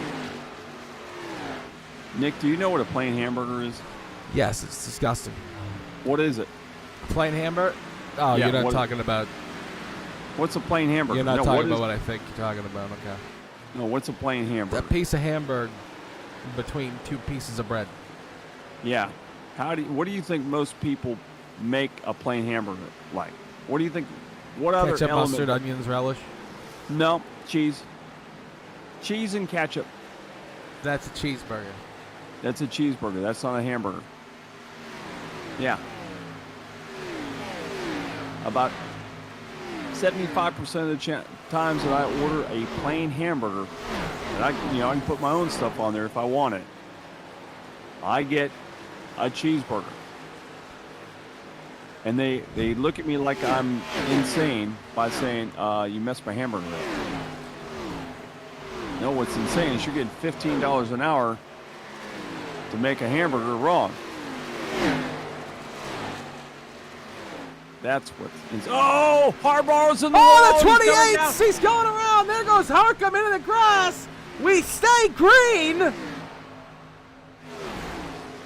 We have, you know what? This has been amazing. We have seen so many of these wrecks tonight like this where they have not brought out a caution. These guys My have hit goodness. the wall and they've gone down, got into the grass, never brought a caution out. So you got to commend them that they're not bringing the caution out and they're keeping the car pretty much intact. They're not tearing them up that bad. Watching this battle here, we see Kevin Delia trying to reel in Jesse Prees.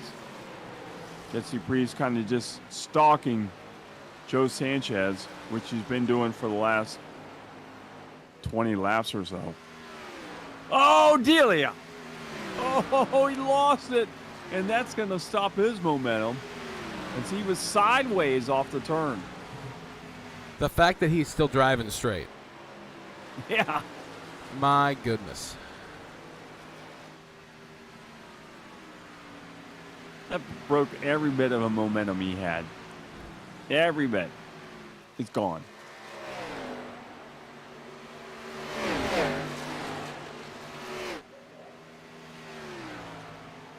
$126 out of 167. So the laps are winding down slowly but surely. Should be done with this race about 11:30 tonight.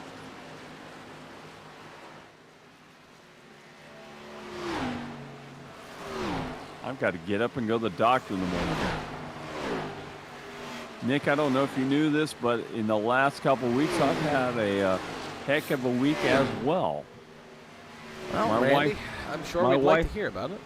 Yeah, I got to tell you, my wife had ACDF surgery. That is spinal neck fusion surgery. If you'd like to find out more information about ACDF surgery, please check out my my YouTube channel and look it up, Florida Fun and More. You can watch all her reaction to the surgery and all that fun stuff. Also, my dog decided to dig a hole. And when he dug the hole, he pulled his nail back. I don't know if you ever had your dog do this. He dug a hole, pulled his nail back so far, broke it, and then broke his toe in 2 different places, and they had to amputate his toe. Hey, we finally got a caution. We do, but I don't know where the caution came from. Give me a second. I was just about to call that out, but I don't know where the caution came from. I think it was the 49. I think it was the 49. Let's take a look. It was the 49 and the 7. Oh. Oh, that didn't. That's just running out of racetrack. Yep. And unfortunately, the 49 could not get it off the track. Nothing you could do. Nothing you could do. Dylan Hastings is kind of an innocent bystander there.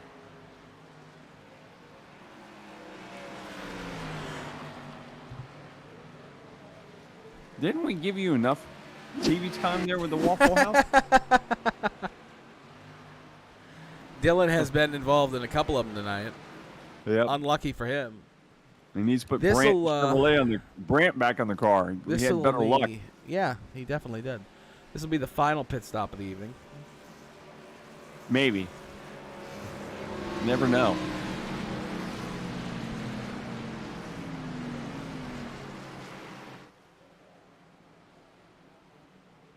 With that being said, I'm going to take my final pit stop. I'll be right back.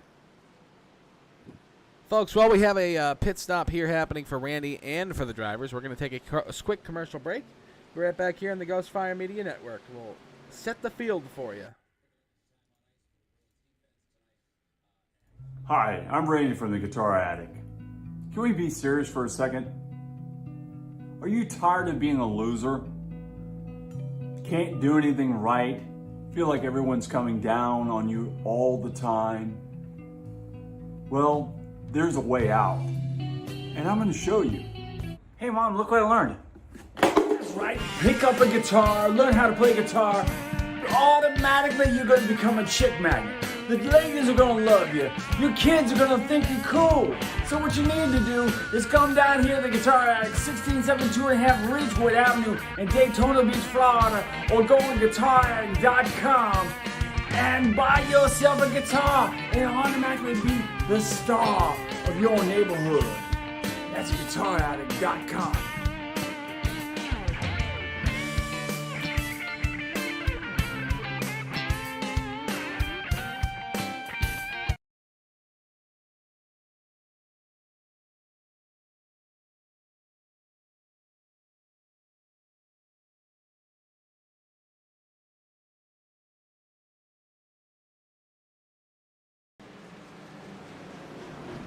Back here on the Ghost Fire Media Network. Kansas Motor Speedway.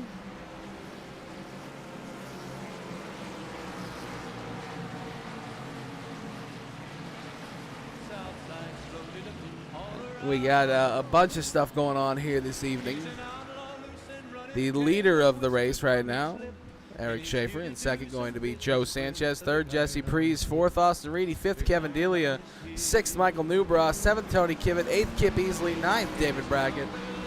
10th, Jacob Denson. Folks, you hear it in the background. That is Big Iron by Marty Robbins. A little bit of music on in the background for everybody here as we came back from commercial break. One of the greatest songs out there. We having fun yet, Ross? We are having a blast. 36 Ross watching to go. Ross is watching. How are things in Brooksville?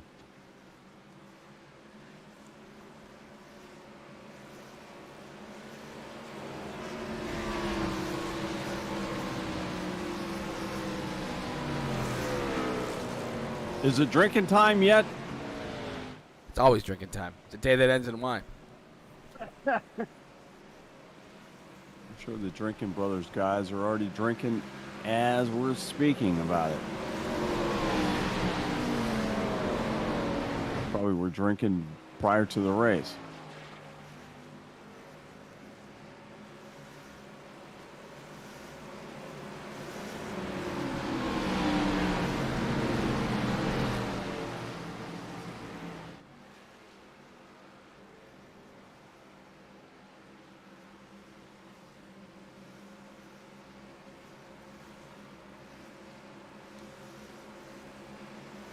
Our leader is one of those guys, in fact.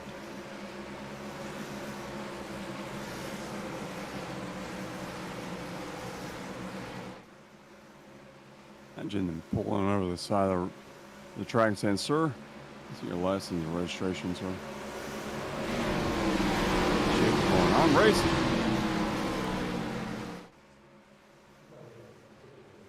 All right, pace car pulls off. We're getting ready to go back. Green flag racing. Field comes down toward the start-finish line. The green flag is out. Schaefer gets out to another tremendous run. 1, 2, 3, 4 car length over Jesse Prees. Prees tucks up in front of the Sanchez car. Sanchez tucks in behind him. We got Reedy now running fourth. Got around Kevin Delia. And top 5 now. Schaefer, Prees, Sanchez, Reedy, Delia. In the 6 through 10, Kivett, Newbraw, Easley, Denson, and Brackett.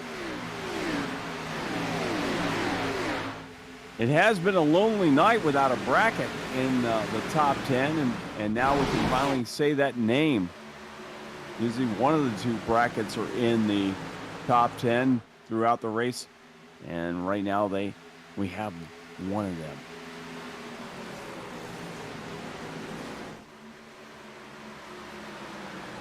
And you're saying, which Bracket are you talking about, Randy? It's David.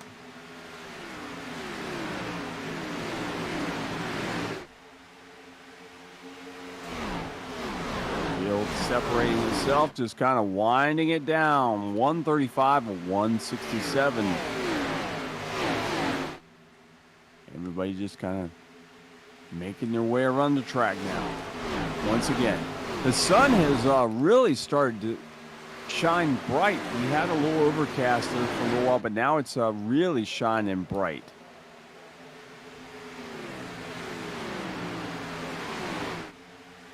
Wondering if that may change the track at all. Well, I don't know. I don't know if these guys are seeing anything different with those cars or not. It's got to be a little bit more slippery, I would say, with the sun out.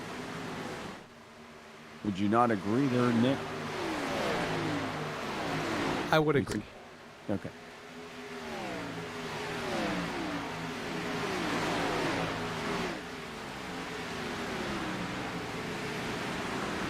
Reedy all over the, all in front of Delia. Delia is the one that's all over Reedy right now. Delia trying to looking for something to stick down in the bottom of the track to try to get around Reedy. Reedy running that middle groove, that preferred line around the Kansas Speedway.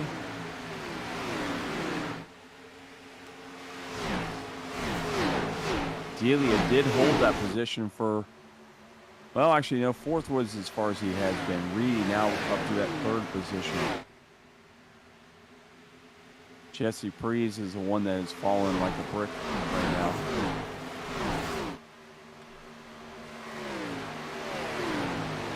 So this is actually where Reedy was running when his teammate got into the wall.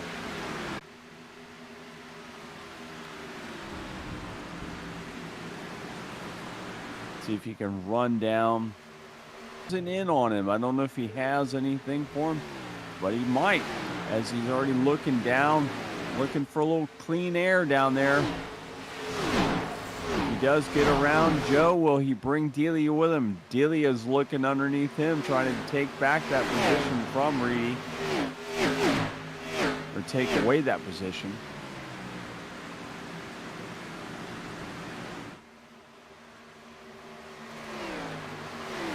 That might even help or hurt Reedy, because he's instead of having to worry about trying to get around the Sanchez car, he's also got to watch his mirror to, hold back Delia back there.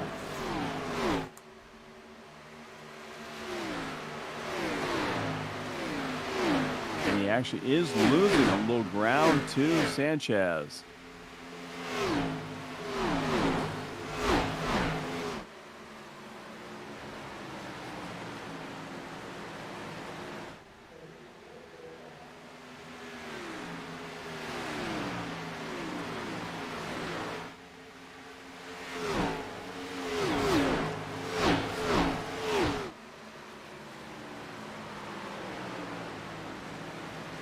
And they now all kind of settled into their positions here on the track. Valentine's Day is coming here shortly.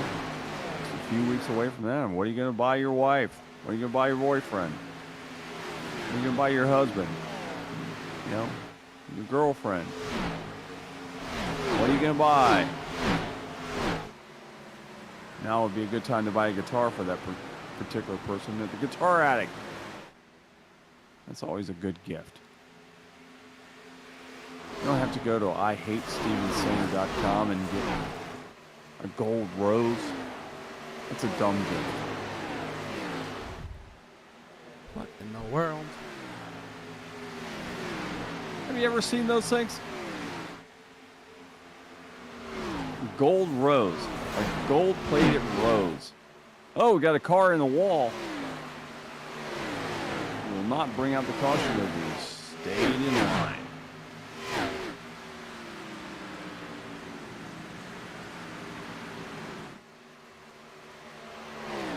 If that was Michael.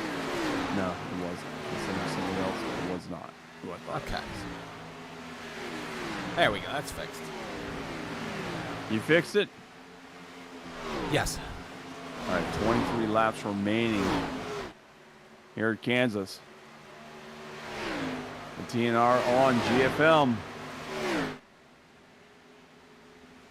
Schaefer looking to secure his spot for sure into the next round. Would like to be one of those top four going for the championship. I'm sure Joe Sanchez would also like to be one of those too. Austin Reedy cannot qualify, neither him or Kevin Delia. Those guys are not part of that whole thing. But Newbraw back there in fifth is, and so is Jesse Priest.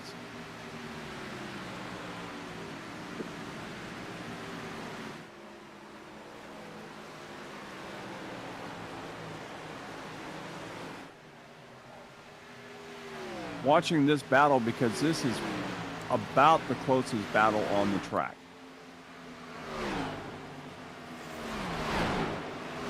And it has been stagnant for lap after lap. Even though Kevin tries, he's trying to get some clean air down there.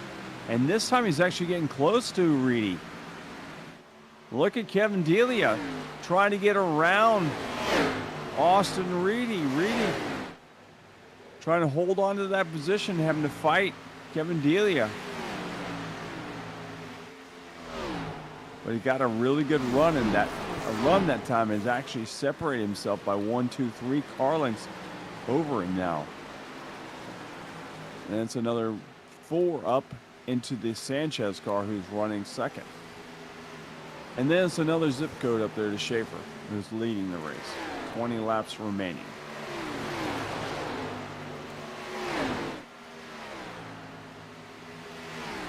If I was a betting man, I would probably be throwing all my money. Oh, what? Look, Reedy actually is in the wall. Gets a little piece of that wall. I guess he's overdriving that thing, trying to keep Delia back. But like what I was saying, if I was a betting man, I probably would be laying all my money down on Schaefer to win this whole thing this season. Now we got another car in this battle as we see Newbraw has caught Delia. Out of nowhere, Newbraw has come and now is fighting with Kevin Delia.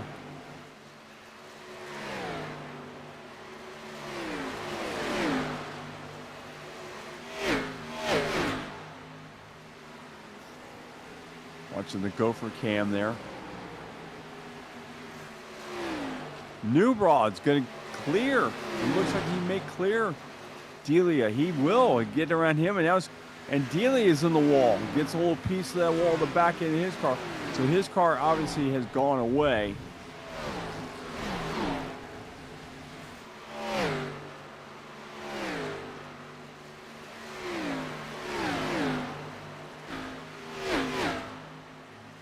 Newbrod right behind Reedy. Can he reel in Reedy with 17 laps remaining?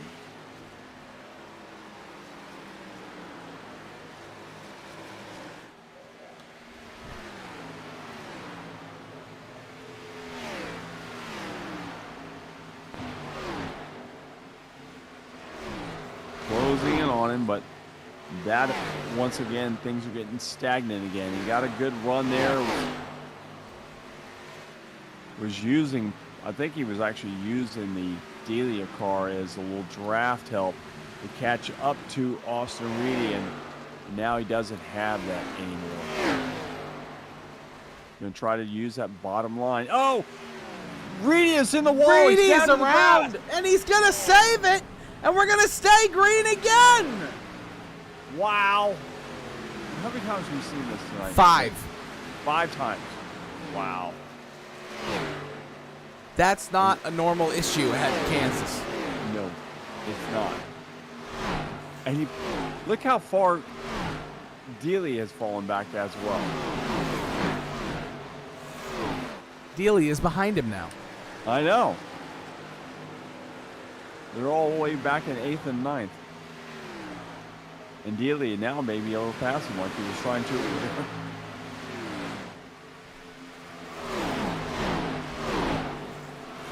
What a situation. We have a beginning here, huh? Yeah. I want to know why everybody is hitting that wall. Tires must be just junk. I would like to, I mean, we'll get to talk to Schaefer. Obviously, I don't think anything's going to happen to him. Well, oh my God. Austin is down through the grass again. I'll tell you what.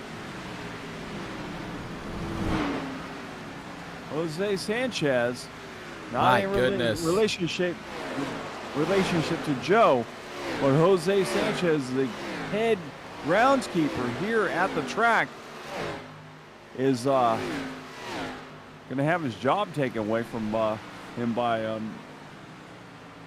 Mr. Reedy. My goodness.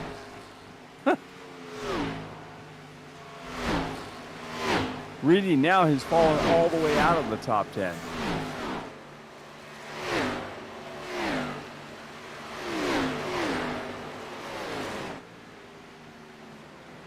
Reedy now running 18th.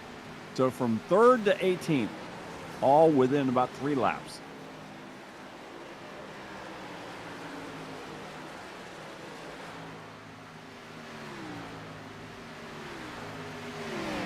Watching some of the other battles here in the back of the pack, a little farther back.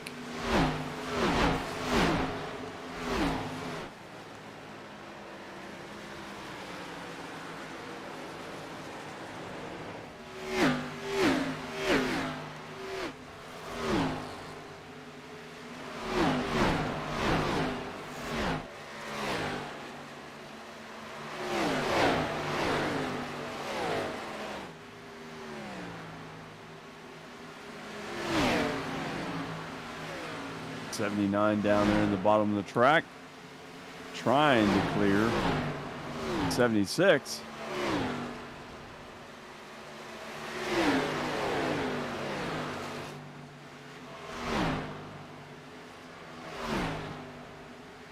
That's for 4th and 5th with Denson and Kivett.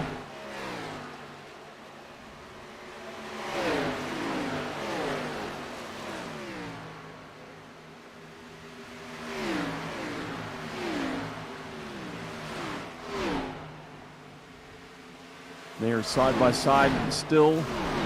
Now they'll have to nose to tail once again, maybe swap positions here.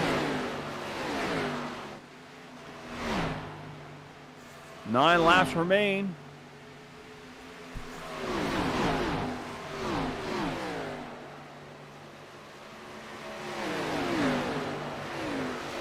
Jesse back there, Grenier, Harcum, Delia, and Kip Easley rounding out your top 10.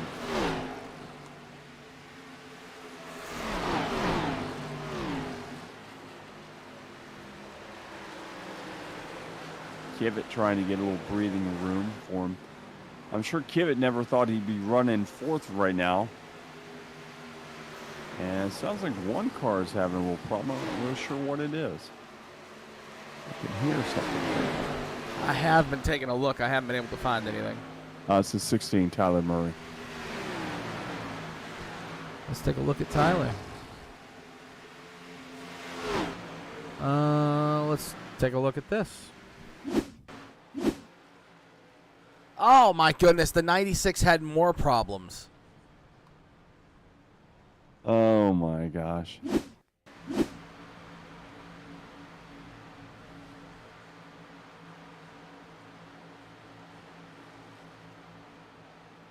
Can't get a break for sure.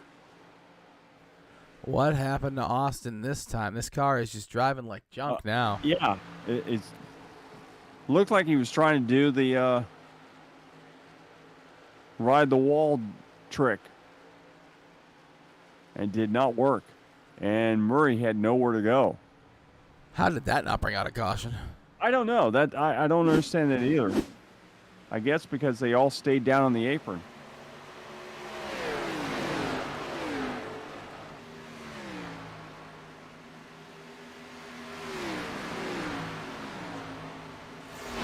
Back to the battle with Kivett, Denson.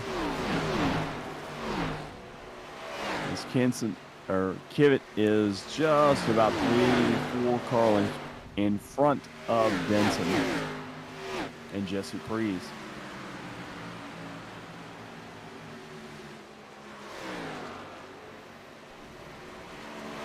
See Grenier back there as well.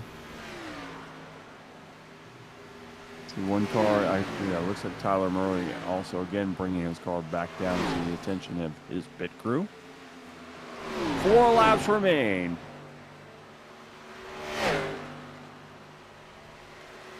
Schaefer now has a comfortable lead, 2.81 seconds out in front, and stretching it every lap. Joe Sanchez has a comfortable second place, as he's a couple seconds in front of Newbraw. Newbraw is actually a couple seconds or actually about a second in front of Kivett and Denson.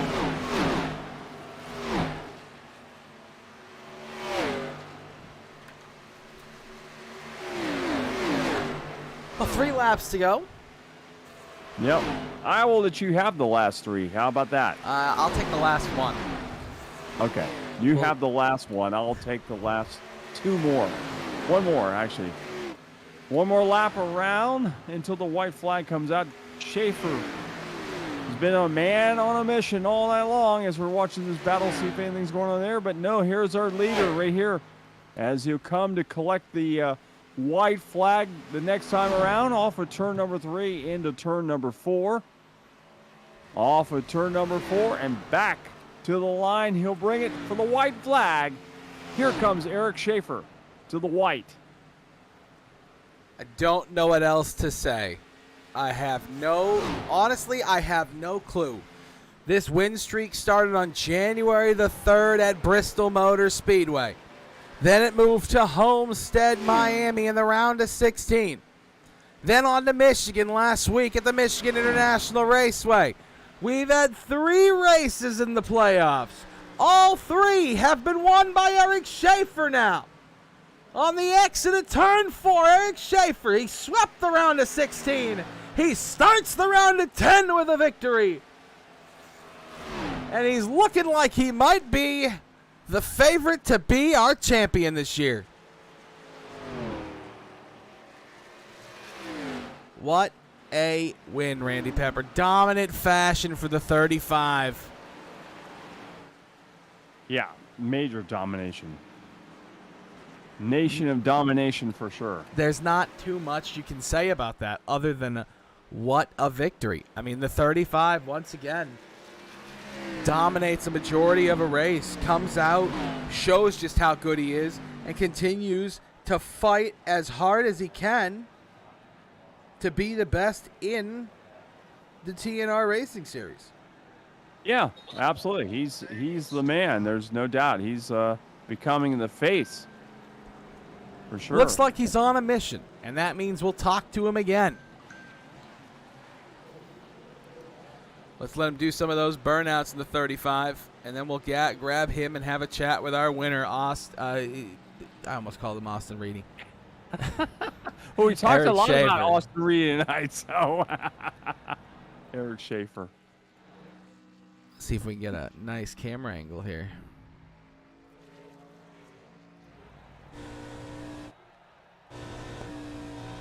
Well, that looks kind of nice.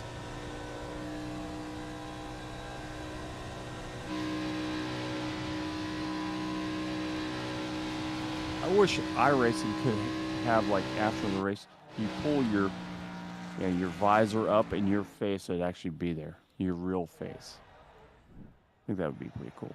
You don't want to see my ugly mug on the race, in the racetrack every week. Trust me. It's only your ears, your eyes, and your nose, anyways. All right, let's pull up our winner, Eric Schaefer, into victory lane here. Eric, it's Nick and Randy up in the booth. You got a copy? Yes, sir. What's up, buddy? Congratulations on another dominant fashion win. I mean, 3 races in a row now. This makes 4. We started the playoffs 3 weeks ago, and you haven't stopped winning since. How's it feel? It feels pretty good, man. That was like a little Sunday drive out there, man. That was fun at the beginning. Reedy and Benson gave me a run for my money there, and then Tony was telling me how good the bottom was, and we didn't practice on the bottom at all last night, so I got on the bottom and set sail from there.